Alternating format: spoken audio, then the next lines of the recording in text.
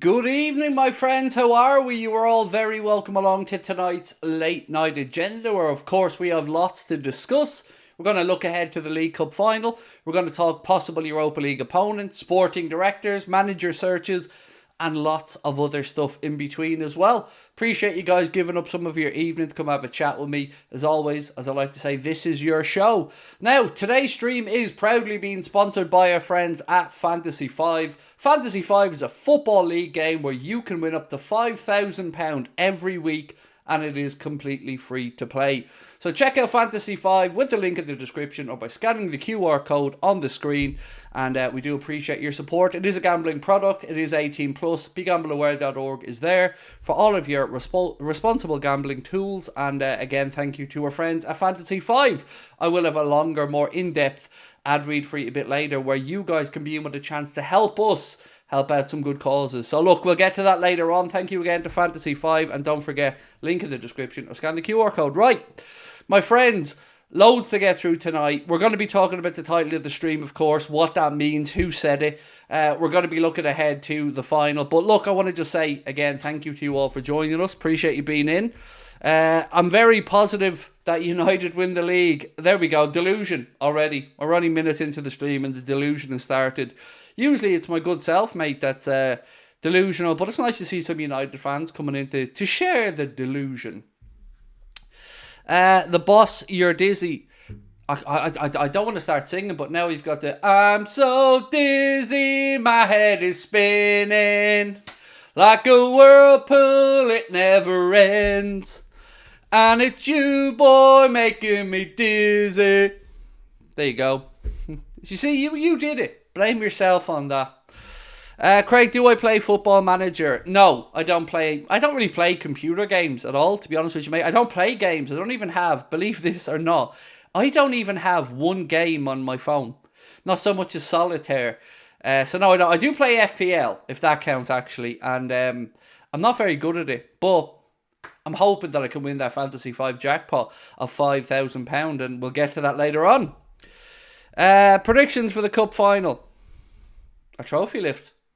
My prediction is Virgil van Dijk raising that trophy above his head. But what we don't know is, what does a Virgil van Dijk trophy lift look like for Liverpool? Because we haven't seen it. We're used to the Hendo shuffle.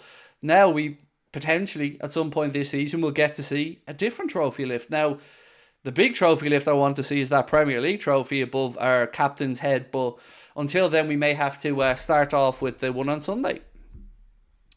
Craig, is Núñez really gone for sale? Romano reported for that. So I think you've gone a little bit over the top with what you've said. What I understand from Fabrizio Romano is that he said Real Madrid were looking at Darwin Núñez as a possibility last summer. Again, we'll go through that in more detail as the stream goes on. Also, Chelsea inquired about Darwin Núñez last summer, and again, we'll cover that. That came in from Paul Joyce, actually. Núñez would start for Real Madrid. Well, if Joselu can get a game, then you would say Núñez could probably find his way into that central starting position. Right, so where do we want to start with tonight? Do you know what? I'm going to go with Mikel Antonio, because I like to keep track of Mr. Antonio and his thoughts about Liverpool Football Club. But I got to say fair play to Mikel Antonio, because he's apologised for saying West Ham will finish above Liverpool. Now, he did actually apologise, not just change his opinion. This is a quote from Mikel. He said, I was obviously deluded at the time. Fair play, I love it. So I'm going to have to hand out a public apology to the Liverpool fans and the Liverpool players. I take it back. You know what, Mikel? I can't speak for everyone, but I definitely accept your apology and your admission of being deluded at the time.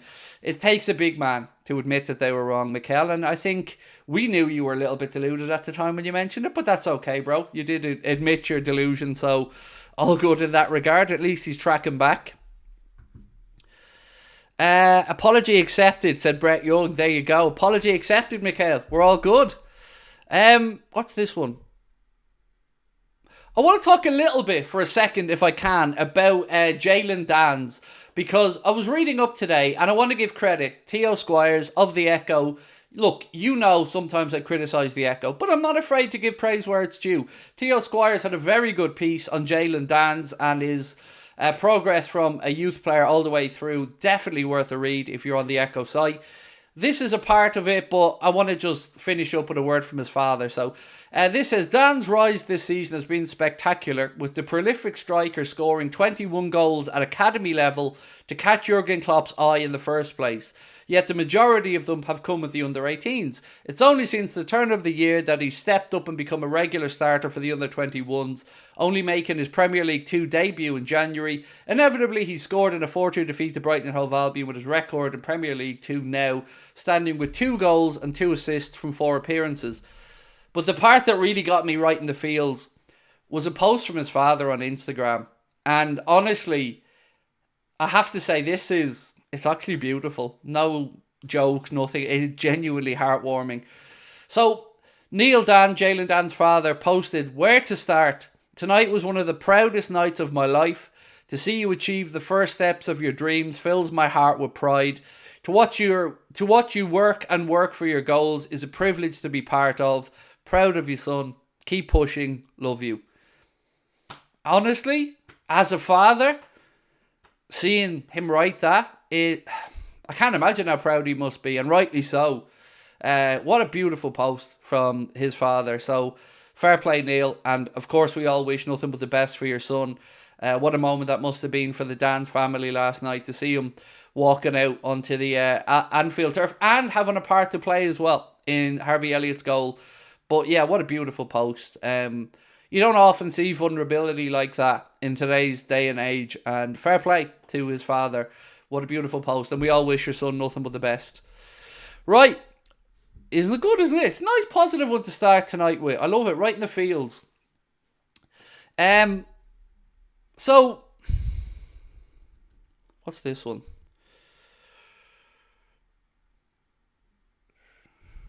Don't know what that's about, so I'm going to move past this. Sorry, I'm getting confused by my own notes here.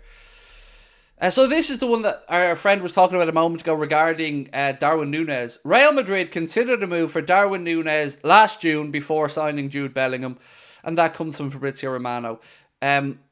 Weird one that they wouldn't have considered a move for Darwin Núñez when Liverpool were buying Darwin Núñez. To do it last June feels like, I don't know, it just feels weird, to be honest with you. There was no hope of Liverpool selling him last June. That would be an admittance that we'd failed in our transfer business, and I don't think any of us are willing to make that statement. So yeah, it was a weird one. I would have loved to have seen what they value them at. That would have been interesting, but along with Chelsea, they can be admirers, they can look at him, but they can also not touch because he's our boy. Dan should be in the Europa squad, said Press Salah.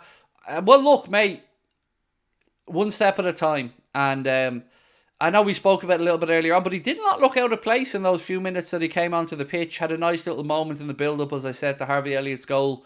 And I love that Jurgen Klopp said afterwards, young Jalen kept coming up to him and thanking the gaffer for giving him his debut, which was, these are all really lovely things to hear. So we will keep an eye on the games tonight as well in the Europa League, by the way. Liverpool will know their opponents tomorrow. The Europa League draw will be taking place tomorrow. I think it's about 11 a.m, 12 a.m, something like that. Or 12 p.m.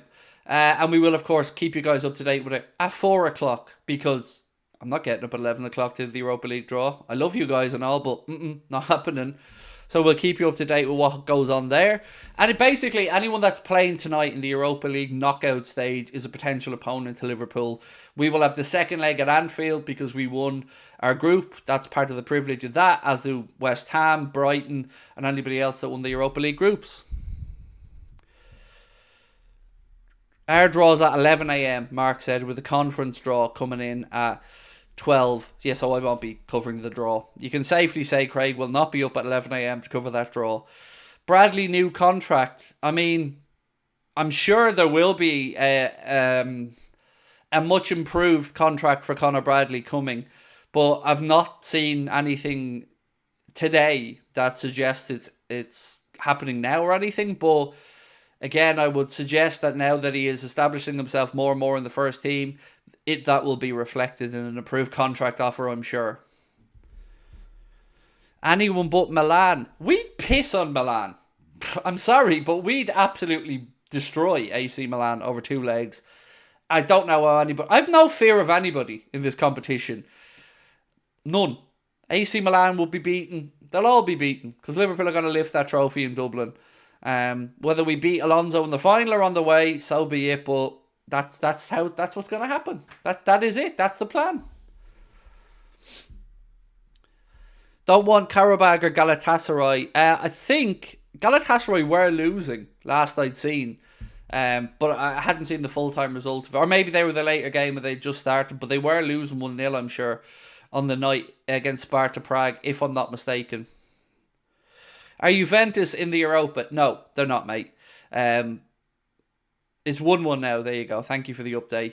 Right, so look, let's get through more of the news anyway, because there is a lot to get through today. Let's start with a little look ahead to the final and who's going to be potentially out for Chelsea and who's going to be potentially out for Liverpool. So let's look at Chelsea's list first. And again, full credit to the Echo for publishing this one. It said Reece James, thigh injury, he's out.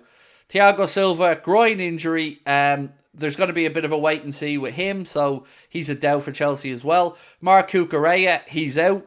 Benoit Badiashile, he's out. Wesley Fofana, of course, is out. Carney Chukwuemeka is a bit of a wait and see. Leslie Ugachukwu, out. Robert Sanchez, the keeper, a bit of a wait and see. And Romeo Lavia, of course, is also out. So that's Chelsea's list of outs for the game and doubts for the game. For us, Mohamed Salah, wait and see. I think we will get Salah available, at least for the matchday squad. Whether Jurgen starts him, brings him off from the bench or not, we'll wait and see. Darwin Núñez, it says unknown injury, missed Luton clash, wait and see. And that's the worrying part for me, is that even the Echo there, nobody seems to know what the injury is. It's just, we were told, as I'm sure you've all seen, that Jurgen said he felt something, but nobody seems to know the full extent of it or even what it really is. Trent Alexander-Arnold, knee injury due back in March, so he's out. Alisson, thigh injury. Unknown return date is what they've said. He's out. Diogo Jota, knee injury, out of action. Dominic Szoboszlai, hamstring injury, expected back in March, so he's out of the final. Curtis Jones, ankle injury, unknown return date, they've said out. Thiago Alcantara, hamstring injury, out. Joel Matip, ACL injury, out. And Stefan Bajcetic, calf injury, unknown return date, out. So basically, the only ones we've a hope for there are potentially Darwin Núñez and Mohamed Salah. And I would say, for my own gut feeling, Salah is the far more likely. But we'll have to wait and see. And look, honestly, if Salah's available on the bench or to start, I think that's a huge lift for us. You know, it does, you know, we can manage the opening hour of the game or whatever. And then at least if we know we have Mo on the bench to come on, so be it. I guess the big question is, if Mo isn't available to start, what way does our front three look? Does Jurgen go again with Harvey Elliott in that position on a wide right? Does he maybe take a chance and push Conor Bradley further forward? Maybe play Joe Gomez at right back? These are all things that hopefully we'll get a bit more insight on in Pep Lijnders' press conference. And he will be taking the press conference tomorrow ahead of the League Cup final. Just double checking the time on that press conference. 10 a.m. So Pep Lijnders' Liverpool preview, Carabao Cup final press conference will be live from 10 a.m. tomorrow. So Lijnders will give updates, hopefully, on how players are looking ahead of the League Cup final. I hope Disasi is a disaster for Chelsea when we play them, says Lucian. Look, I just don't want us to get through the game and not pick up any more injuries. And look, of course, the trophy would be lovely. I'm sure it would give the lads a good confidence boost. But ultimately, no more injuries, please. Because we have Nottingham Forest coming up in the league next weekend. We've got a midweek game against Southampton in the FA Cup. And then, of course, we have Manchester City sandwiched in between a home and away leg of the Europa League last 16. And again, my full focus there is on the Europa League games, Manchester City and Nottingham Forest. Don't really care too much about the FA Cup at this moment in time. You know, we're at home.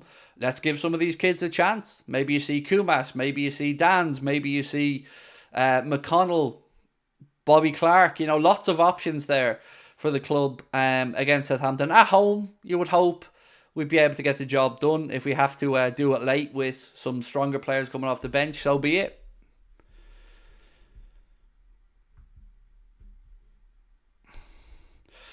Stop thinking anyone who's not directly involved in the process of Alonso knows anything about situation. Well, that feels very aggressive, Thorsten. Who said they did or didn't?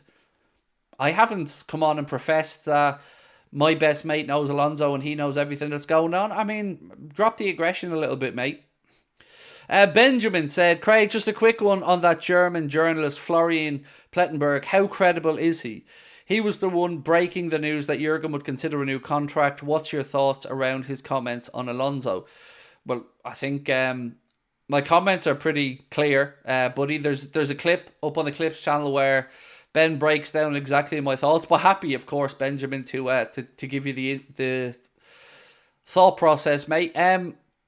Look, I'm not going to go into personal attack on anybody, but I certainly think Florian is reporting this from a fairly lopsided viewpoint, very much favouring the German connection. No journalist gets everything right. You know, everybody gets news. Sometimes it turns out to be wrong, some more so than others.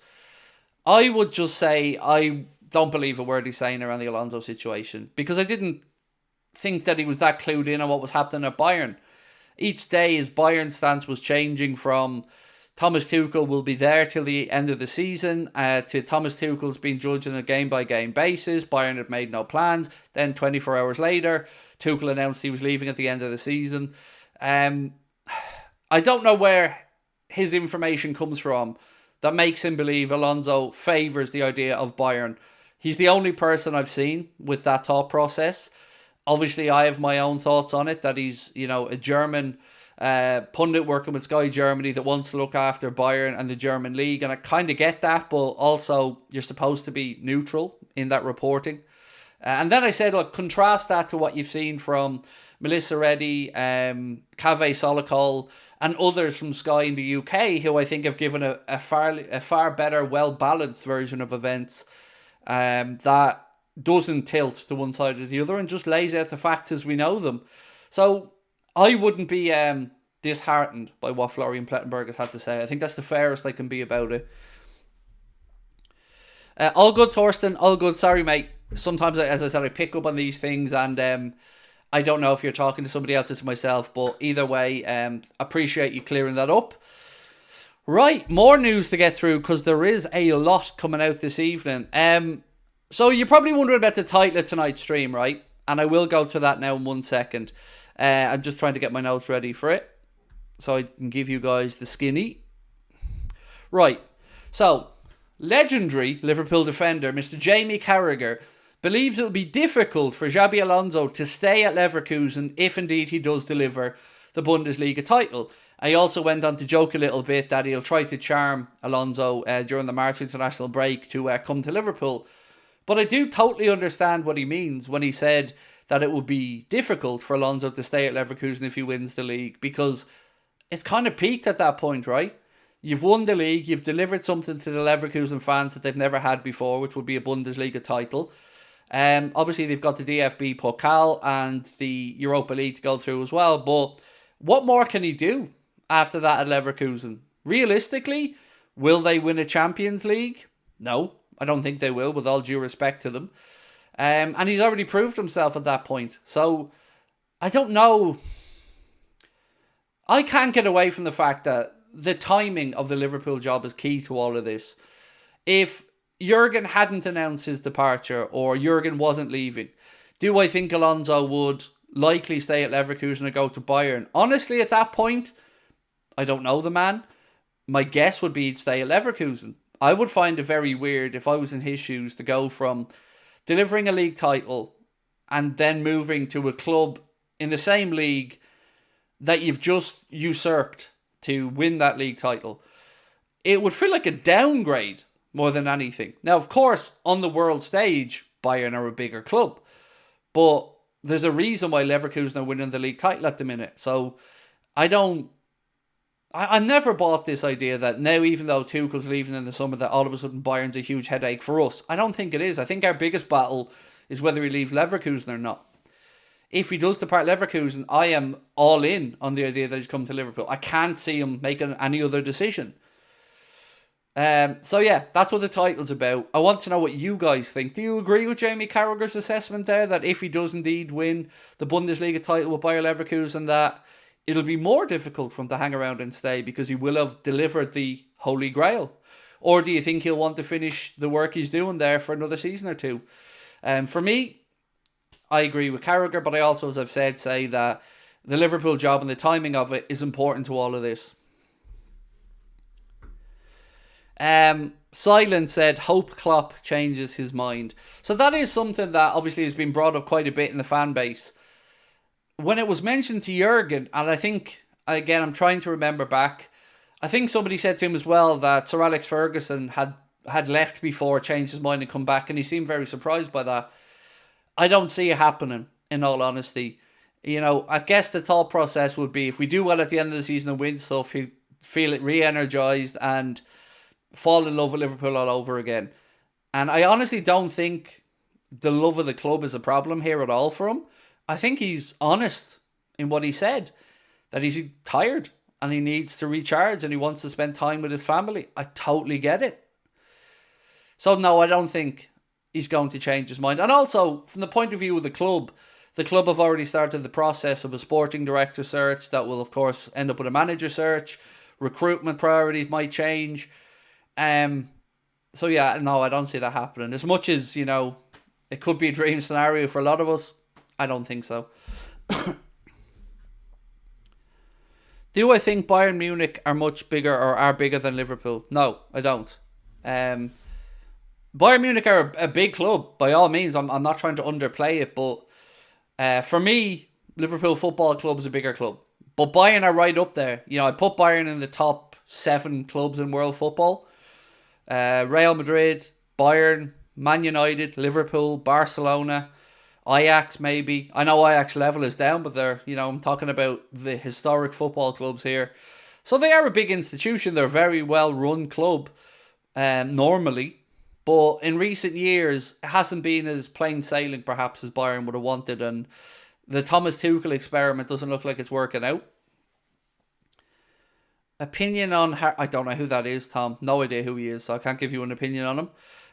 Did you see the Hendo saga? Apparently he's been playing crap and he only played 4 league matches at Ajax. So what I did see was I think it was Rafa van der Vaart, absolutely tear into Ajax for signing Henderson and some of the other players. Use the lazy old tropes that Henderson just passes sideways and backwards. But I don't give a shite what Henderson does at Ajax. That's the God's honest truth. He's a whole lot of no longer our problem. So if he's taking a wage that people feel he's not earning at Ajax, well, that's an Ajax problem. Sham said, Craig, I was at the game last night in the away end. Sad to see so many people murmuring about tragedies. Honestly, I haven't seen many reports. Now, you were at the game, Bud. You would have heard a lot more than I would have, clearly. But it's always a sad sight or sad sound when these things happen. But what I like to remember from last night was the impact that the home fans had on that game and the players and how they responded to the goal from Virgil van Dijk and how we blitzed Luton afterwards. That's the memory I want to take from it. But look, you were at the stadium, so you know what you heard. Michael said, hey Craig, how are you? I'm good, thank you. Yeah, my wife's currently on the way back from Dublin Airport after picking up my my daughter and her boyfriend from their holiday. So looking forward to catching up with my baby girl. Apart from that, yes, I'm all good, thank you. Excited for the next month or so. It's going to be an interesting one where the picture for the league title and, you know, Europe should become a little bit clearer for us. The club are hoping, at least, let me just get my quote here so I don't make a mistake. Sorry, bear with me 1 second.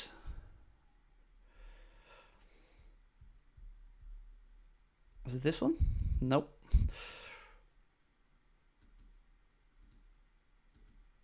Just trying to get my notes ready to make sure I don't read out the wrong thing to you. So Liverpool hope to have a sporting director in place March, according to David Ornstein. And I think that makes sense. End of March is a fairly realistic time frame. There are lots of names being mentioned. I was trying my best earlier on to read up about some of the names who've been considered. Some of them I recognise, some of them I don't. But it is a really important role. And I think it'll give us an indication of maybe what way the manager preference is.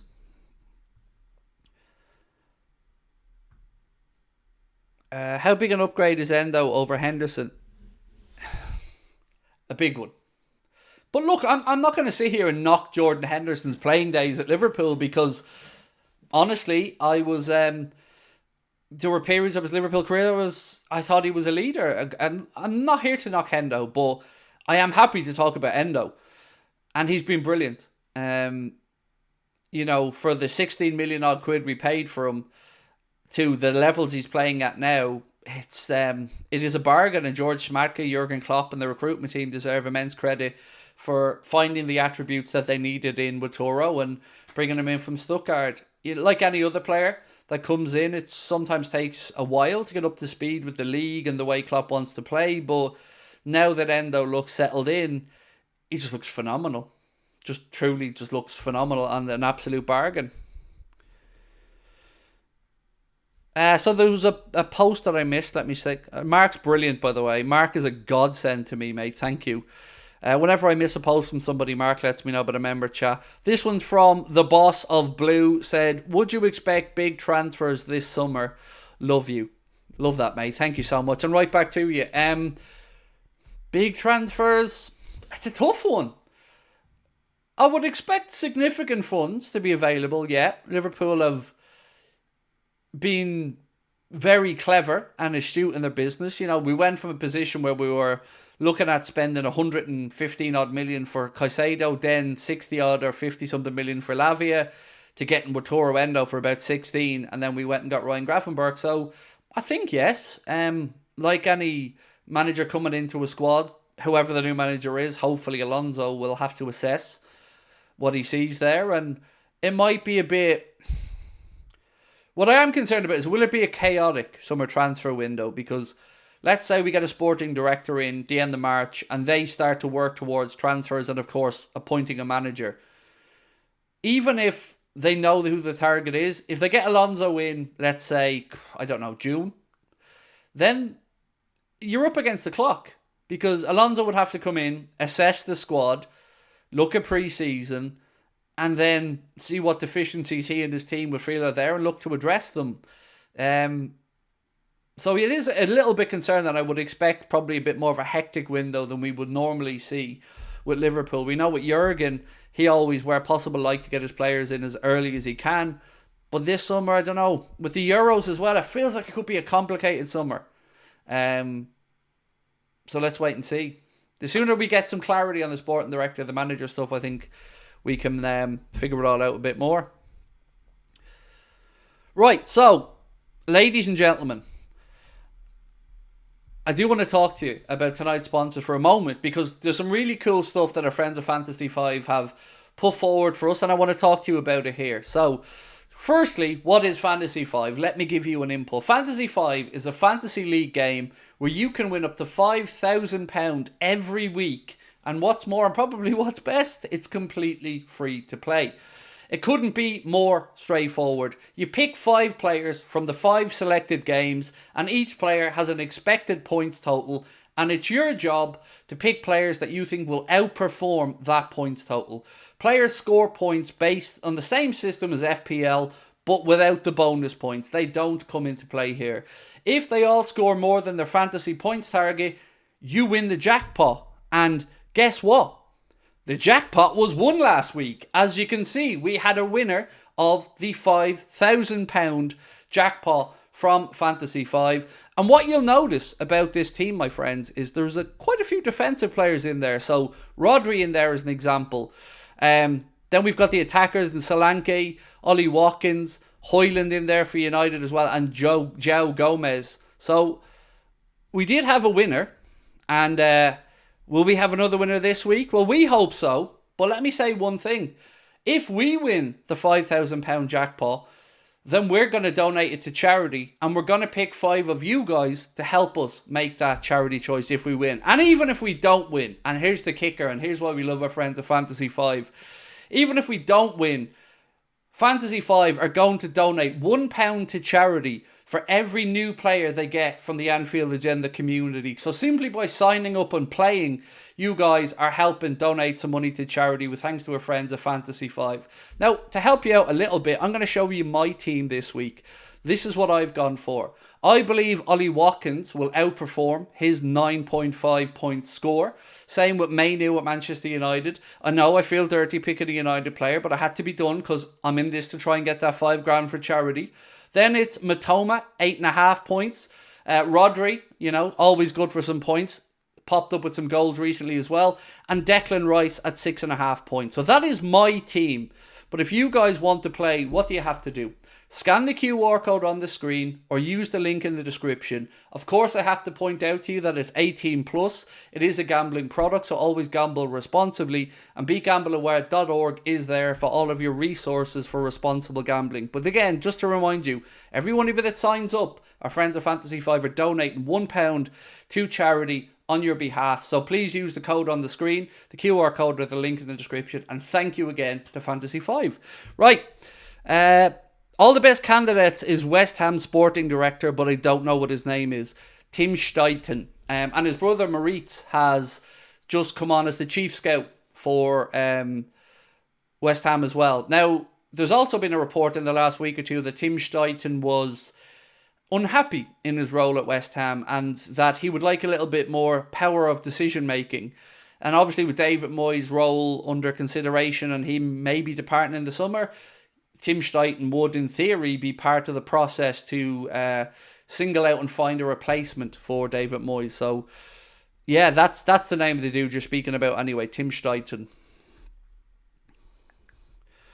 When is the Europa League draw? It is 11 a.m. tomorrow, Josh. 11 a.m. Obviously, we'll get the results of who gets knocked out tonight, and the winners of tonight's playoff rounds will go into the draw. Our position, Brighton's position, West Ham's position, all positive because we won our groups. So we will have the second leg at home, as do Brighton and West Ham. So yeah, that's where we're at. We'll know our opponents tomorrow. And hopefully our pathway through to Dublin and the Aviva Stadium starts to become a little bit clearer.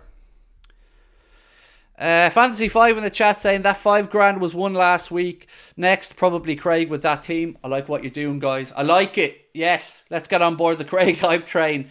So as I said, if we win it, we're going to pick 5 of you guys to help us donate that money to charity. The way I'm thinking is 5 people, help us pick it, £1,000 of charity for each of the charities you pick. But remember, just by playing with us, just by using that QR code on the screen, our friends at Fantasy 5 are going to donate £1 to charity for every single one of you that signs up. You got to be over 18 and I'll always gamble responsibly. Even though it is free to play, got to point that out as well, completely free to play. But of course, if you can win money, it counts as a gambling product. So begambleaware.org is there. Right, updated background. I love it. Harry's on point because Harry, it took me a few minutes to cop it myself, mate. But yeah. Bit of an updated background, and you are correct in your assessment, sir. Well in. How much money do Chelsea have? Don't know, but never-ending amounts, seemingly. Look, there's a couple of things that I've read over the past 2 days. Sorry to jump from Chelsea to Barcelona here for a second, but I was reading about Barcelona earlier on, and apparently, I'm open to be corrected on this, but apparently their wage bill currently is twice their allocation from the internal FFP system at La Liga. And Barcelona and Deco, who is, I think, their sporting director, they're going to have to sell off some players in the summer and be very economical with what they do. So we expect to see the likes of Rafinha and a couple of other Barcelona players linked with English clubs. There probably won't be a whole lot of truth to it, but Barca need to move players on, because they are above what their allocation is. If you don't know, the La Liga offices have their own FFP system where clubs input their financial situation, their incomings and their outgoings, and they're basically given a budget. So from what I understand from reading earlier on, they're in trouble and they need to cut costs dramatically in the summer. You look at that and then you look at Real Madrid and you're kind of scratching your head going, huh? But Madrid, quite frankly, have been far better in their transfer business than Barcelona. And they haven't been, using the old levers. Quick shout out to German football fans, if I can just take a moment. I've spoken to you guys over the last couple of weeks about the protests taking place in Germany at the minute. So the German FA, or the German league, I should say, were going to sell off, I think, 10% of their future media rights for about a billion quid, I think. And that plan has been ditched now after the reaction and the response from German football fans. I love it. I love seeing football fans come together in unison like that and let their feelings be known very clearly. And it worked. So well done to all the fans in Germany. We've seen it with the Super League when fans across Europe came together, particularly in the UK, and let be known our feelings. And it was really heartwarming again to see German football fans standing up for what they don't like. Lick my giblets. That is not just a statement. That is a gentleman or a lady who has just gifted 5 Anfield Agenda memberships to the chat. Well done to you, sir. Thank you very much. And they have gone to Poddypool, Muse K, Mokwepa 365, Craig Adams, and Martin Pickering. Thank you so much, Lick My Giblets.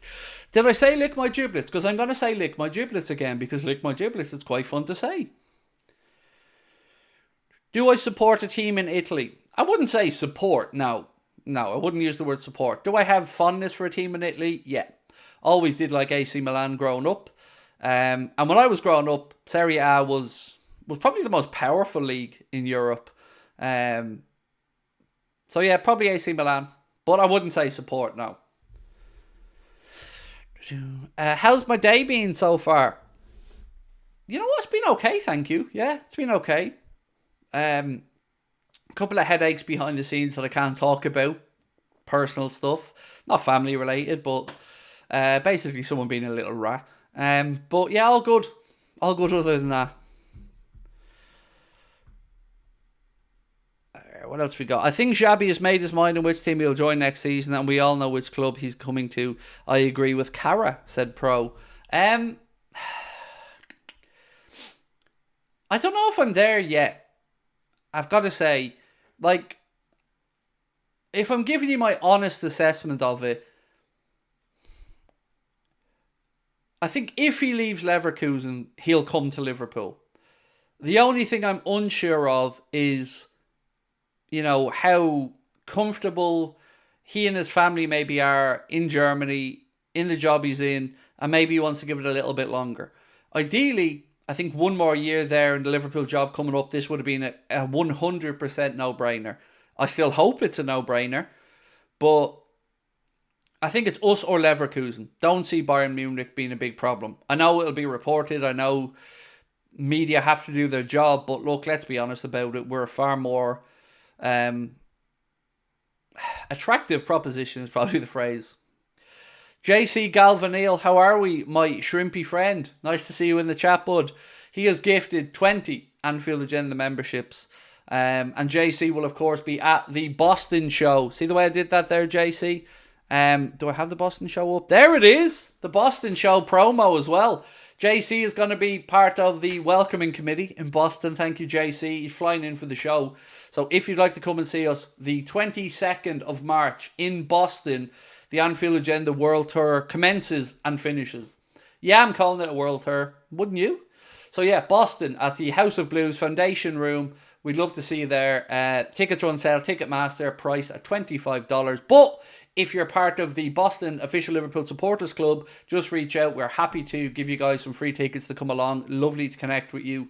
And anybody else that's in that neck of the woods, we'd love to see you. It's going to be a fun night, and I think you'll... yeah, it's going to be a fun night, and I can't wait. I'm counting down the days. We can't wait to see you guys over there. And JC Galvanil will be part of the crew. Right, he's got badges made. You think I'm joking. I'm not. JC has badges made. Not for you, for me, because I like badges. So JC's made me a badge. Come on, Craig. Alonso's not passing up Liverpool for Leverkusen. No chance. I'm trying to be respectful here, Stephen. Come on, bro. Look, I get where you're coming from, mate, and I have similar sentiments to yourself, but I don't know, he just strikes me as a very classy, fair man, and, you know, he is being treated very well at Leverkusen, let's be honest about that.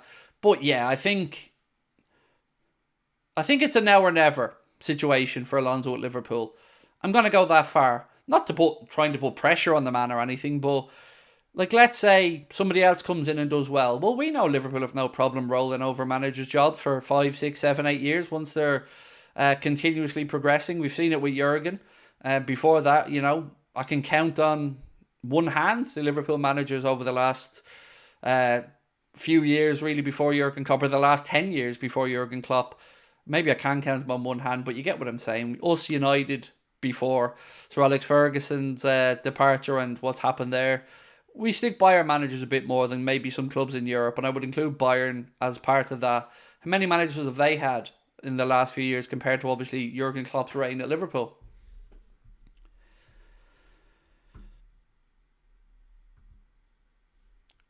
Craig, does Watoro Endo deserve a song? Oh God, yes. Oh God, yes. I'm not the man to compose that song, but yes. I mean, I think he is fast becoming a cult hero at Liverpool Football Club, and I like the confirmation from Liverpool as well that they gave Watoro a 4-year contract because they believe that he'll see out that 4-year contract. So, yeah, yes, give the man a song, absolutely. Gonna be watching the final in the loo. Only way we can score. Well, Jack, you're doing the right thing there, mate. You proved last night to everybody that once Jack goes to the Jacks, Liverpool score. So yes, mate, we're going to rely on you to spend the potentially 2 hours or so on the toilet. It makes sense. And thank you for your super chat. Do I think Núñez, Salah and Jones will be back for the final? Jones 100% won't be back, according to the Echo report earlier on. Darwin, I truly don't know. Darwin's the big mystery for me in all of this because nobody even seems to know the injury. Mohamed Salah, it's a day-by-day thing, but I would say of all the people you've mentioned, or the 3 you've mentioned, he's the one I would say has the highest probability of being in the matchday squad.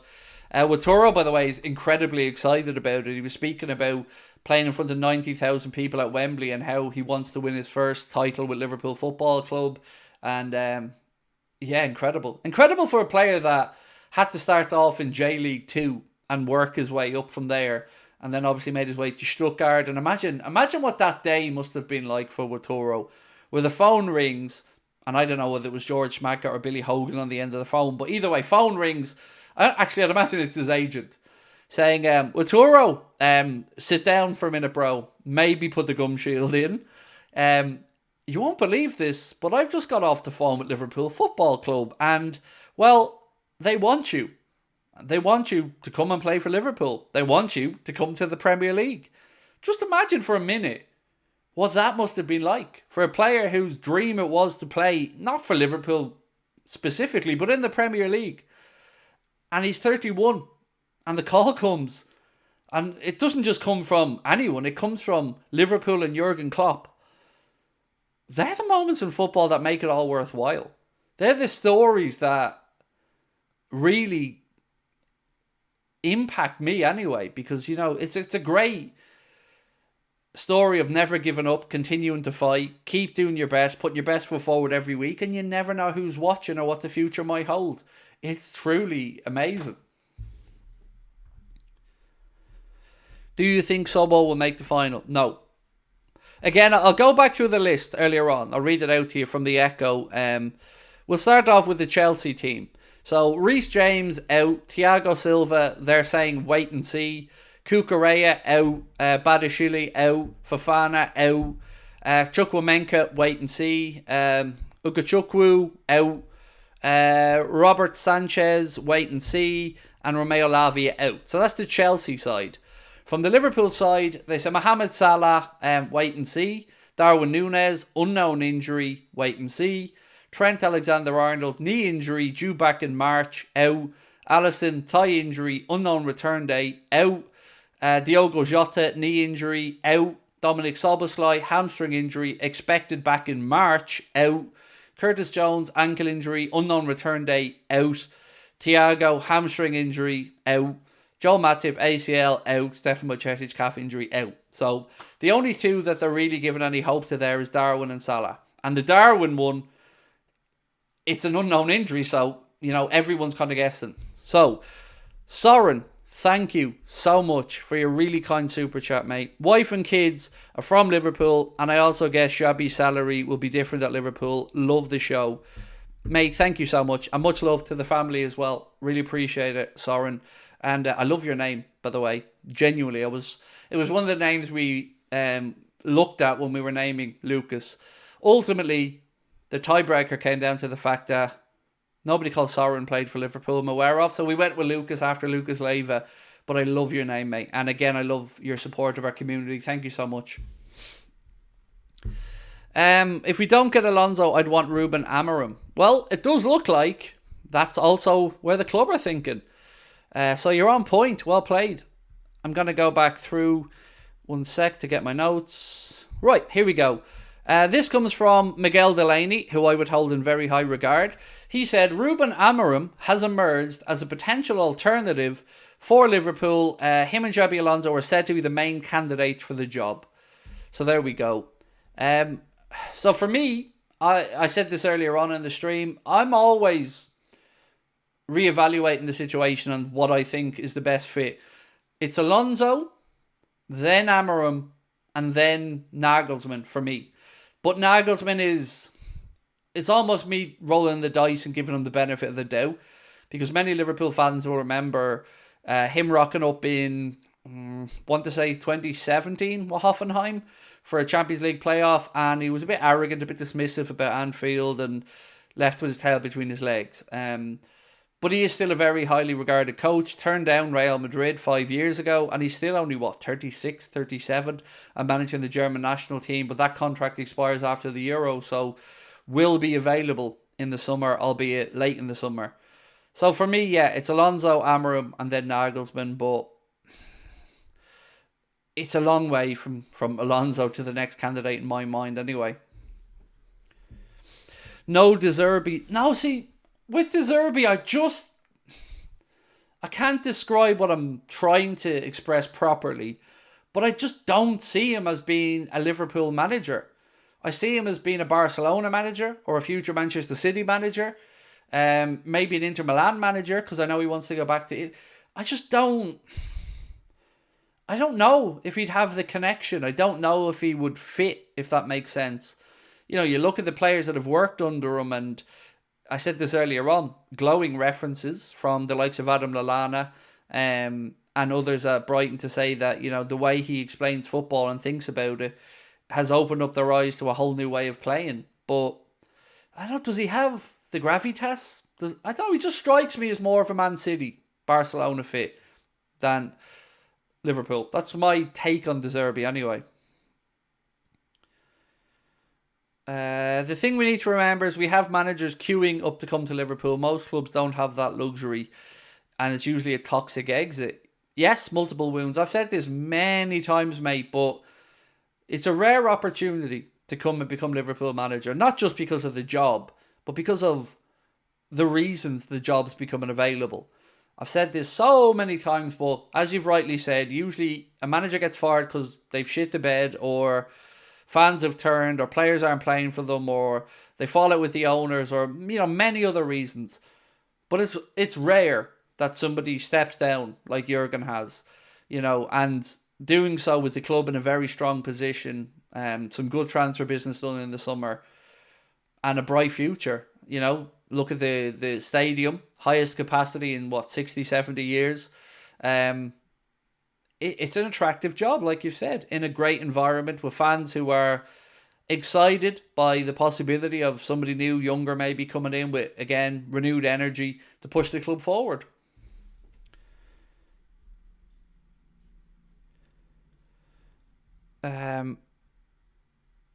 Martin Aston looks like he's going to be Hansi Flick. I don't know. Let's get real. It's either Alonso or we'll be screwed, said Radu. I don't know if I'd go that far. The first part, I agree with. I mean, do you know what? Let's get a poll. I want to see something on a poll. So I'm going to give you guys options, but outside of Alonso, because I'm going to be assuming you all want Alonso. So, 1 sec.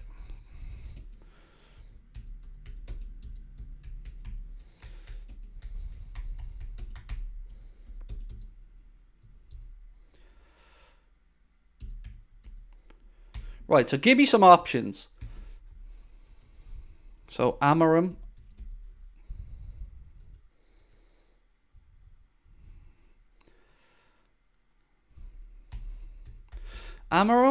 Oh, where'd that go? Amarim. De Zerbi, I suppose. Let's be fair about it.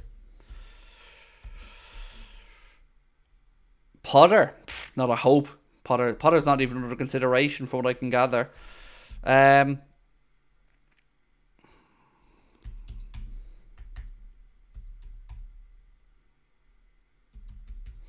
need one more name. Give me one more option.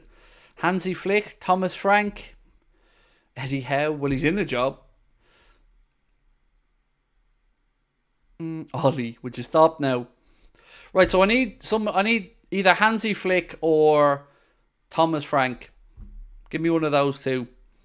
Which one are we saying? Conte, worst fit possible. Ange isn't a realistic option. You know, he's in a gig. I think the chat is saying Flick from what I can see. I'm being realistic about this. Right. There you go. There's the 4 options. So, next Liverpool manager other than Xabi. Amarim, De Zerbi, Nagelsmann, Flick. Pick. Quick. No. Nuno. Come on now. Nuno. I hardly think... I think we can do a little bit better than Forest manager, to be honest.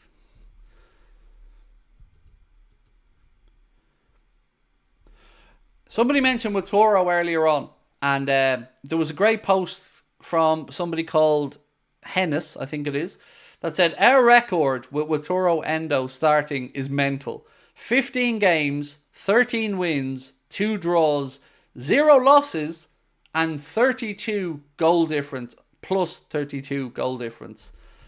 So, that's incredible stat with Endo playing. I question whether De Zerbi is successful just because he's a good coach or because he's also got a good stable system above him. Honestly, Harry, I would put it to the coaching part for De Zerbi. You know, just look at what he's done from moving from Italy, obviously, over with Shakhtar, the job he did there, then, of course, coming to Brighton. You know, my only question for De Zerbi is around the pulling power, gravitas, and connection to the city. But his coaching and credentials, I think, are top-notch. Tuchel would be a horrendous fit. Simeone, I don't want the football terrorist managing Liverpool. You would hate Simeone as Liverpool manager. I mean, you think you might like some of his antics on the sideline, but honestly, you would... If you have hair, you'd be pulling it out. It would be the most dull, monotonous... Oh, it would be horrible. Honestly, I couldn't think of anything worse than Simeone to manage Liverpool Football Club. It would be a nightmare scenario for me. Honestly, I'd hate it. Every minute of it. So far, there's a runaway leader in the poll with 51%, but I'm going to leave it running for the remainder of the stream. Unai Emery is so underrated. No, he's not underrated. Not at all. He's just not approachable at the minute. You know, if Unai Emery was either outside the Premier League now or not in a job, I 100% would believe that Unai Emery would be under consideration. But he's at a club in Aston Villa who are, I think, have the richest owners. So they've got plenty of backing. He's brought Monchi in there, who's had mixed success since leaving Sevilla, going to Roma. That was an absolute nightmare. We sold us Alisson and Mo, so cheers for that, Monchi. And now he's gone back to Sevilla, Monchi. That didn't work out in a second spell, but he has joined up with Unai Emery at Aston Villa. So, no, I think Emery's building something there, and I don't see him being under consideration, but he would have been if he wasn't in the Premier League. What's this coming in from? Right, something on Roberto De Zerbi that Mark has just sent to me. Barcelona really like Roberto De Zerbi because of his system, but there are doubts about his aura to be ready for a top club. His Brighton release clause also presents a problem for the club. That was posted by Transfer News Live. So it seems like Barca share my own concerns there about his aura, because whether you like to admit it or not, managing a top club, you got to have it all. The package, the if factor, the pulling power, the charisma, the machismo. And I don't know if De Zerbi has that. The part about the release clause from Brighton's hilarious, because everybody knows Barca are broke at the minute, but yeah, it makes sense.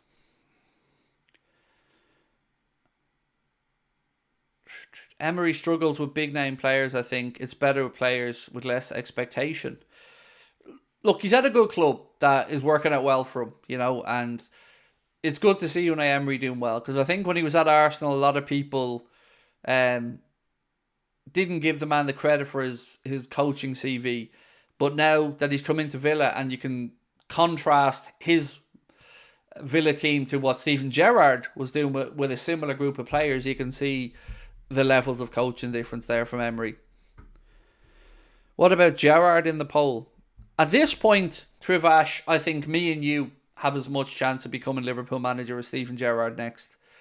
There's no hope, no way, no chance, no how. No, there'd be an implosion. We'd lose our bleeding minds, mate. Let's be honest. You know, there's Steven Gerrard, the club legend, the club icon that we all idolise from his playing days, and will always be a hero to, especially my generation. Love the man to bits in that regard. But the fuck do I want him coming from managing El Ettifaq to coming across and managing Liverpool back in the Champions League? No way. That's a road I don't want to see trodden. Thank you. With all due respect to Steven Gerrard. Now, dream scenario. Imagine he came in with Alonso as Alonso's number 2. That's a dream ticket for me. Gerrard, Alonso, Milner. Imagine that. Or Gerrard, Alonso, Thiago, if Thiago went into coaching. Now look, it's highly unlikely, but God almighty, I'd sign up for that tomorrow. Because then you could look to, in 5 years, let's say, if Alonso moves on, Steven Gerrard to maybe take the reins. But not a direct move from where he is now to Liverpool. That would just be madness. Oh, okay. 1 second. So Sky Sports in Germany, fuck's sake. LFC Transfer Room, thank you guys for posting this, said Bayern Munich and Liverpool are the main contenders for Xabi Alonso's signature, but Liverpool are his first and preferred choice. He likes the option of becoming Jurgen Klopp's successor more than moving to Bayern. I mean, I don't know what to say. Are Sky Germany trying to destroy their own credibility in 48 hours? Because that's what they're doing. You've got Plettenberg talking on behalf of Sky Germany, saying talking about Bayern being his preference. And now here we are not 48 hours later, and the goalposts are moving, and they're now posting or talking about Liverpool being his preference over Bayern. Don't ever disrespect fan channels again, anyone in mainstream media. Don't fucking ever do it. Because I tell you what, if I did that, I'd be cancelled. And I'm an idiot. Not somebody working with a multi-billion-pound company behind me. That's embarrassing stuff. Honest to God. Credibility out the window. And I don't hold Sky UK, by the way, to those standards. As I've said, I think they've reported this magnificently well. It's embarrassing stuff, lads. Honestly. Embarrassing. What about Szoboszlai? He's not available, unfortunately, mate, based off all the reports. Honestly, do you not think that that's embarrassing? Like, again, let's go through this time frame. You had Plettenberg say that Bayern Munich are, firstly, that they're stable with Tuchel. Then it was that they're taking it on a day-by-day or game-by-game basis with Tuchel, but they still have faith in him. Then not 24 hours later, there was the press release saying Tuchel's leaving in the summer. Then it was Zidane was highly regarded at Bayern Munich, which then flipped very quickly to Alonso is Bayern Munich's priority and prefers the idea of Bayern over Liverpool, to neutrality for a few hours, and now it's back to Alonso prefers the idea of Liverpool over Bayern.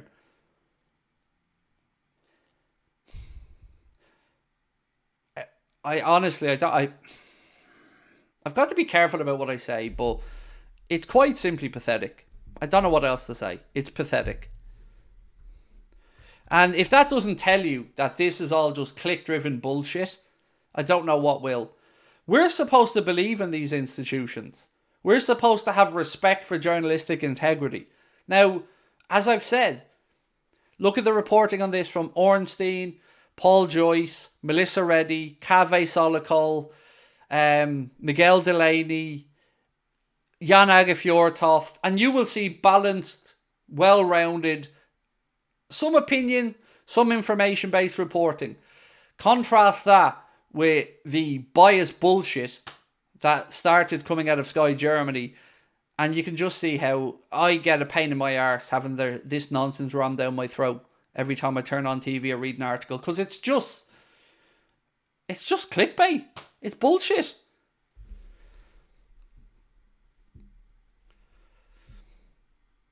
Does my whole family support Liverpool? And when you say whole family, in what sense? My wife is a Forest fan. My daughter and son they're not really into football. My father wasn't hugely into it, but I guess would have been fond of Aston Villa. My uncles and cousins would be kind of split, half United, half Liverpool. A couple of Leeds United supporters and an Ipswich Town supporter. So, yes, I wasn't raised in a house that was Liverpool mad or anything. No, I found my way to football myself. How do you think we would line up with Alonso? It's tough to say because he played two different systems. At Sociedad, he played, I think, a 4-3-3 system, and certainly played a game that had less shorter passing, more mid-range to longer passing.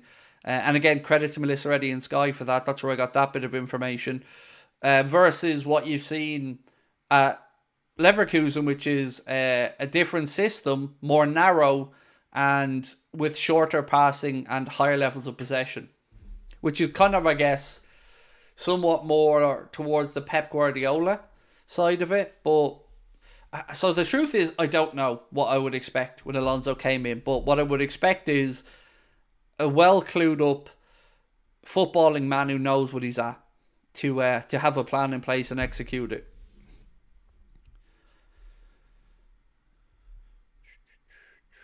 I'm new to the Amorim saga. What is the phenomenon that they may consider him as our manager? Good question, Mart. And full disclosure, buddy, 2 weeks ago, maybe 3 weeks ago, I didn't know all that much about him either. But he is a highly thought of manager who has delivered Sporting Lisbon their first league title in 19 years. Is idolised and loved by the Lisbon fans for the way he plays football and the way he handles and conducts himself. He's highly regarded across Europe as a coach, and the more you look into him, the more you can understand why he'd be on Liverpool's radar. That's as much information as I can probably give you at this time. But he does have a release clause in his contract. That's varied from what I've seen from 17 million to 30 million. And the truth probably lies somewhere in the middle there, I don't know. But that's all I know about him at this point. Was at the match last night in the Cop, and I've lost my voice. I put in that Anfield Agenda energy, said Ras. Love that, mate. I can imagine it would have been one hell of an experience in that second half. In the Cop end as well, where you were. What I loved was Elliot's night. You know, for me, look, of course, last night was about the team, but 100 appearances up for Harvey Elliott. Marked it with a goal. And loved his little salute as well in front of the Cop. So, great night. Alexis McAllister, absolutely on fire. Big Verge stepping up with the first goal to get us back into it. Nearly had himself a second as well. And Cody Gakpo getting on the score sheet with a good header. And Lucho, finally as well, making the net bulge after some missed opportunities in the first half. But it was one of those dream nights, you know. You don't want to go 1-0 down at half-time. You don't. But my God, that second half, I could watch it over and over again. 2 goals in 2 minutes, and I loved the Luton Town manager's response as well, to just say, we felt Anfield, we felt the power of Anfield, and they couldn't really do anything about it. It was lovely to hear, and fair play to him for his honesty. Craig, I saw Joachim Low popping up today. Yeah, I'm going to say this honestly, I couldn't look at the headnum. All I'd be concentrating on with Joachim Low is what is he scratching and where is he going to sniff next. And I never, ever rated him. Ever. Didn't get it. And I'm going to be really honest again. As much as Nagelsmann's on my list, I don't want another German yet. We've had the best German. And I know lots of great German coaches are out there, but we've had Jurgen. We've had the daddy. The best. So let's move on. But maybe a bit of a Spanish eye candy for the lady Liverpool fans. And Xabi Alonso is basically Irish as well, so there is that. I know that's a big leap to make, right? But he did spend the summer in Meath, so he's basically Irish. Are there any updates on the injuries? Yeah, I went through it earlier on, mate. The gist of it is everybody's ruled out of the final except Salah and Darwin. And even at that, I'm not ruling them in, but it is wait and see is the update. And that's genuinely it. Everybody else has been ruled out. And I don't know, even with the wait and see on Darwin, I don't even know if I feel comfortable saying wait and see because we don't know the injury. And not just us. Nobody seems to know what it is he's feeling, where it is he's feeling it. And with Salah, it was just fatigue. So you would hope that missing out on Luton Town, that gave him enough time to recover and at least be in the matchday squad for the final. But Pep Linder's press conference is at 10 in the morning, and I guess we'll get an update from there. Xabi's hand somebody's no, Craig. I think he meant to say Houlden there. But you are right. You know, there's only so much Xabi can do with all the impressive suits and all. But, you know, he doesn't have... You're right. But we won't hold it against them. Right, another quick shout out to our amazing sponsors today, Fantasy 5. Don't forget, every time one of you guys signs up via the link in the description or the QR code on the screen, our friends at Fantasy 5 are going to donate £1 to charity. So the more of you that sign up to play Fantasy 5, to win, being with a chance to win $5,000, and it's free to play, don't forget, you know what to do. It is 18 plus. It is a gambling product. So begambleaware.org is there for all of your responsible gambling tools. And again, we thank our sponsors and our friends at Fantasy 5 for their support. And we'll be giving away that £50 gift card as well for the Liverpool Club shop during the final. We're going to be sponsored by Fantasy 5 for the League Cup final. And we will be announcing the winner of that £50 gift card as well that our friends at Fantasy 5 are giving to one of you lucky people. So yeah, again, scan the QR code on the screen or use the link in the description. And that's it. And you're helping charity and it's free to enter. I will eat broccoli if you show your belly. Which one? I have multiple bellies. No. I don't care about you eating broccoli. That doesn't mean anything to me. You need to give me a better incentive than that, bro. Let's go. Come on. What you got? Craig, Chelsea got a whole week off and we had a midweek game. They have the advantage on Sunday. Yeah, but they're shit. So, you know, we played, but they're shit.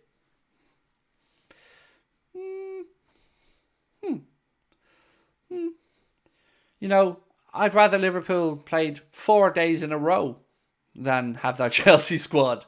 So, Pranav said, Sky Germany now saying Liverpool are favourites for Alonso and that he prefers them over Bayern. We did touch on it a few minutes ago, mate. We did have a bit of a chuckle about it.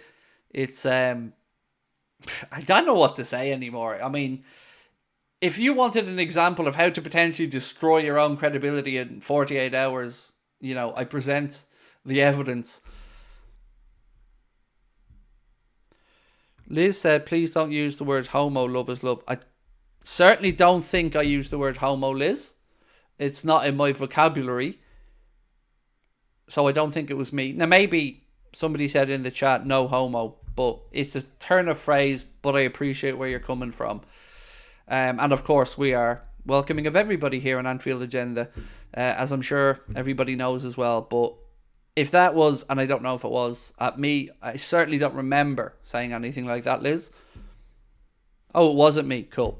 I didn't think it was, because it's not the type of thing I'd say, to be fair. Right, let's get rocking. Mark has sent me on a little message.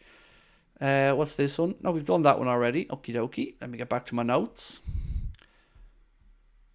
So, for those coming in wondering about tonight's title of the stream, by the way, legendary Reds defender Mr. Jamie Carragher believes it will be difficult for Xabi Alonso to stay at Bayer Leverkusen if he delivers the Bundesliga title. He also told a little bit of a joke to say that he will get in his ear during the January or the March transfer window, Craig, international break. But I do agree with what Carra said, and we touched on it earlier on. If he delivers the title with Leverkusen, job done, you'd have to say. Yeah, job done. So I do, excuse me, I've got the hiccups. Very much agree with Carra on this one. Yeah, so for me, I think it would be more likely that he comes if he wins the league title than less likely. If he comes second, which at this point I don't see happening because, you know, the 8 points clear and playing incredibly well, I think... I think the likelihood of him maybe wanting to put it right if he doesn't do it, but I think he will do it, and I think he moves. Sparta Prague are leading Galatasaray on aggregate. Interesting. I missed my super chat from earlier. Did I, Tobias? My apologies, sir. Let me see if I can find it for you, bud. Did I get that one from Jack? Yeah, I did. Tobias, leave it with me for a sec. There you go. He said, if we don't get Alonso, my favourite is Pep Linders. Do you know what? I am surprised, Tobias, that we haven't seen Pep Linders put himself forward even for the job. What I would say is, ironically, if Xabi Alonso left Leverkusen or Ruben Amorim left Lisbon, I think Pep Linders would be an incredible appointment for either of those clubs. Yeah, it is. He hasn't been mentioned. He has been listed as somebody who will be departing in the summer. But I get where you're coming from. I just think, you know, when we talk about the package for being the Liverpool manager, I don't know if he has the respect in coaching circles, definitely. Certainly he has the respect of the players that he works with on the training ground. But would he be the figurehead for the club? I don't know. Is an honest answer, and it shouldn't be about more than just being a coach, but it is. So I don't know. I wouldn't feel comfortable with it. As much as, you know, we can talk about the boot room mentality and all that, just wouldn't feel comfortable with it. Right, latest scores from the Europa League right now. Marseille 3, Shakhtar 1. Marseille lead 5-3 on aggregate. Roma 1, Feyenoord 1, 2-2 on aggregate. Sparta Prague 3, Galatasaray 1, Sparta lead 5-4 on aggregate. Sporting 1, Young Boys of Bern 1, Sporting lead 4-2 on aggregate. And remember, any of those teams that get through tonight will be potential opponents for Liverpool in the round of 16. If Guardiola apologised, would you take him? No, I wouldn't, because I think... Look, Guardiola's an incredible coach. No doubt about it. One of the best in the world. But I think his whole career is going to be tarnished by the Manchester City era if those charges are held up. And the fact that he almost, I don't want to say mocked the rest of the football world, but certainly went above and beyond the defensive stance as a manager of Manchester City. I have zero respect for him, because it's like, again, people telling us that what we're seeing with our own eyes, the evidence that we've seen leaked, that we're all deluded. And no matter how much Manchester City profess to be this big club, there was an article in the Manchester Evening News, I think it was yesterday, talking about the fallacy of empty seats at the Etihad and stuff like that. Just Own up to the fact you're a fucking tin pot club that nobody gives a damn about. And all these world tours with your ill-gotten gain trophies that nobody gives a shit about. And nobody showing up to your parades and your fans leaving the stadium with minutes to go. Don't try to hide behind the fact that it's a difficult economic situation in Manchester or other parts of the UK. We understand that. We understand there's a cost of living crisis. But we're not the ones trying to convince the world that you're sold out every week and that you need to keep extending the Etihad. You don't. It's a tin pot club. You're practically giving away tickets at times. You know it, I know it, the footballing world knows it. Stop trying to convince us that what we're seeing with our own eyes isn't true. Nobody gives a rat's ass about Manchester City, and the new fans that they have will be back to being Chelsea fans when City are relegated. That's the truth of the matter, and no amount of PR hype jobs or money being spent is going to convince the world of anything different. That is my point pretty much in its entirety. You know, we have eyes, we see. Nobody gives a shit. Do you think Liverpool win on Sunday? I think finals are a coin toss at the best of times. If Salah's in the squad, it will certainly give us a boost. I think it's a bigger game for Chelsea than it is for us. There's more pressure on Pochettino to deliver on that promise of European football. I think if we score first, we'll get it. They'll crumble. That's my feeling. I think they're going to have to play almost the perfect game to beat us, because I don't think they have the stomach for it, the mentality for it, the cohesion. But it is a cup final, and in cup finals, anything can happen. So I certainly think we're the favourites for a reason, even with the injuries that we have. But you know, if we had Darwin and Salah, I'd be singing a far different tune right now. But I still think, I think we'll get over the line. We'll find a way.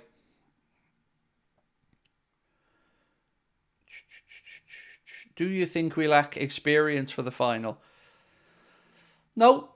Virg will have been there before. And a lot of these guys are internationals that have played at World Cups or European Championships. Even Quiveen, he's played in the League Cup final. He's won the League Cup final. So he's got the experience. Robbo will have the experience. Gomez will have the experience. Waturo certainly more than experience at international level. McAllister's a World Cup winner. Nah, I think we're all right on the experience front.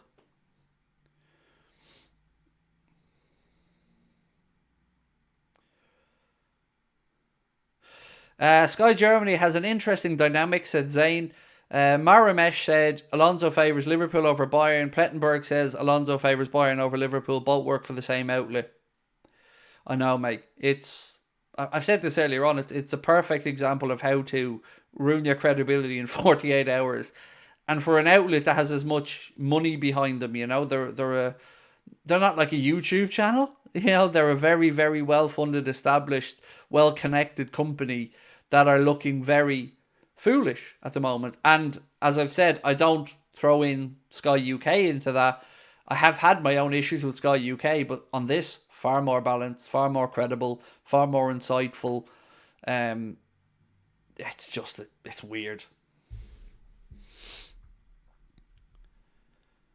Craig, is it true that Liverpool jersey for next season will have the Nike logo upside down? So, not upside down, 45-degree angle. Or 90-degree angle, twisted. Yes, that has been leaked by footy headlines. They are usually pretty on the money with these things. I don't know what to say, honestly. From the jerseys I've seen leaked, I don't like the logo on one of them, the crest. I think it looks horrendous. I don't like the Nike tick being turned 90 degrees either. I don't understand what the hell the point of it is. Maybe I'm old-fashioned, but it definitely doesn't appeal to me. I think Nike have been an incredible letdown since they've started manufacturing Liverpool's stuff. Horrible. Don't like it. 90% of the stuff they've released is shite, in my opinion.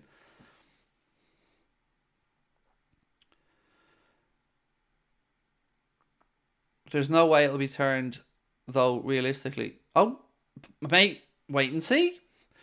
Wait and see. I think this is more than credible. But again, let's just wait and see. I might be in the minority, but I love the home kit, said Pranav. No, the home kit this season is definitely not horrible. Like, it's okay. The away kit, the green and white one, has grown on me over the season. I love it as a whole kit with the shorts and all. I think it looks really smart. I didn't like it until I bought it for my son, and then when it arrived for him, I actually thought, it looks quite nice. What's this one? So LFC Transfer Room have just posted via Tuttosport in Italy to say Juventus, AC Milan, Liverpool are interested in Bournemouth defender Lloyd Kelly at the end of the season when his contract ends. I would add Spurs to that list, by the way, as well.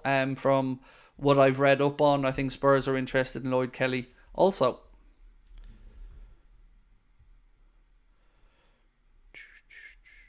Do you think it's possible Alonso preferring Bayern as a tactic to throw off Bayern in the league title race?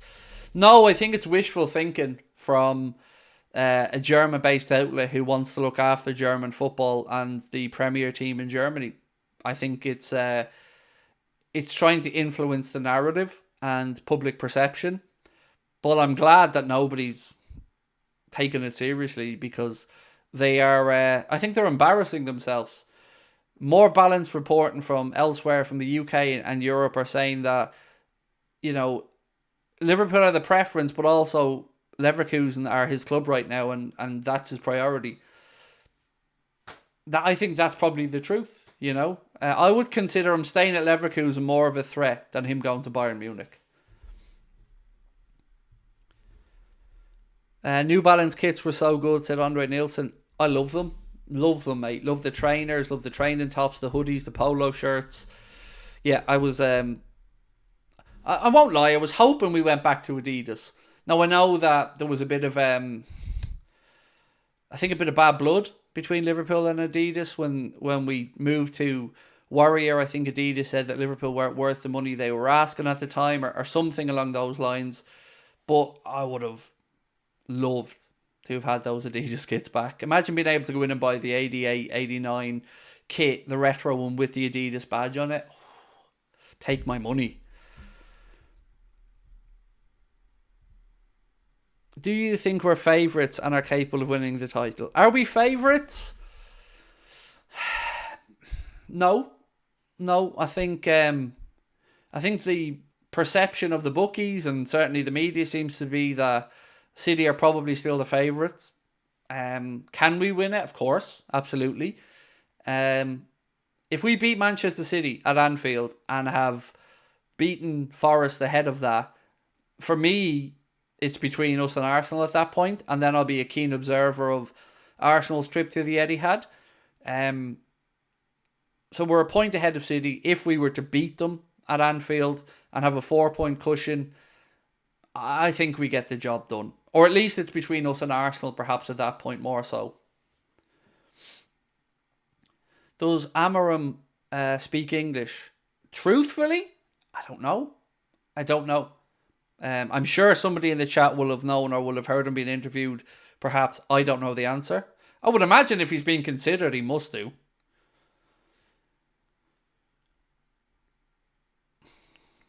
City and Arsenal draw with each other.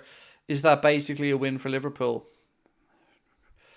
So, if we were to beat Man City, I'm trying to think what result I'd prefer at the Etihad between those two. I probably prefer a City win, because it then takes 3 points away from Arsenal, but a draw wouldn't be the end of the world either.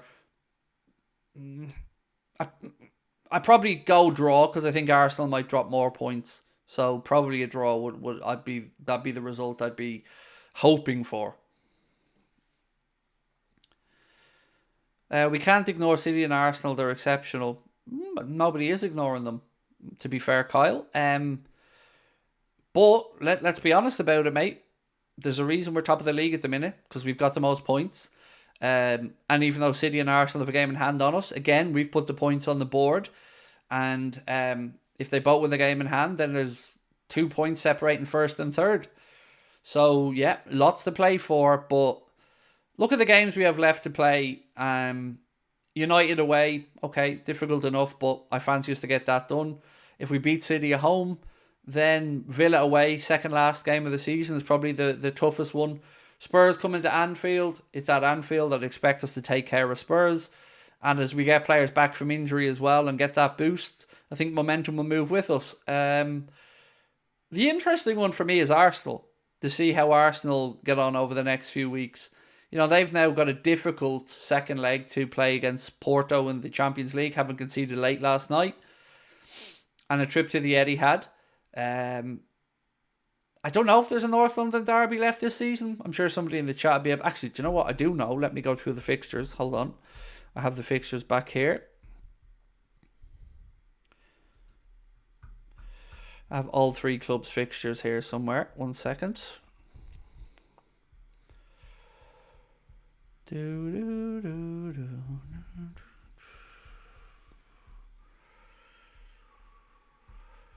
Scrolling. Keep them doggies scrolling. Here we go. Right, so Liverpool have Forest away, Man City at home, Everton away, Brighton at home, Sheffield United at home, United away, Palace at home, Fulham away, West Ham away, Spurs at home, Villa away, and Wolves at home. So those two of those last three games are difficult, right? Wolves at home, Fulham. I'm going to try that again. Spurs at home, I'd expect us to win. Villa away, Villa could have a lot on the line in that game as well. They could still be chasing a Champions League spot. So some tricky games in there. Let's look at Manchester City's. They've got Bournemouth away. They're going to win that. Manchester United at home. They're going to win that probably. Then us. They've won once at Anfield under Pep Guardiola in the Premier League era, and that was in the COVID season with no fans. Then they've got Brighton away, Arsenal at home, and Villa at home. So that's a tricky run of games. United, Liverpool, Brighton, Arsenal, Villa. If they can get through that patch and be within a point or even top of the league, you'd have to fancy City at that point. Because the remainder of the games then, Palace away, Luton at home, Tottenham away, Forest away, Wolves at home, Fulham away, West Ham at home. You'd expect City to, if they need to, grind them out. Looking at Arsenal, they have a difficult game this week against Newcastle. Newcastle, who are trying to get back up into those European spots. At home at the Emirates, Then Sheffield United away, they'll win that. Brentford at home, should win that. Chelsea at home is going to be an interesting one. If Chelsea are in a little bit of form at that point, you never know. They've gone to the Etihad, hadn't gotten a point.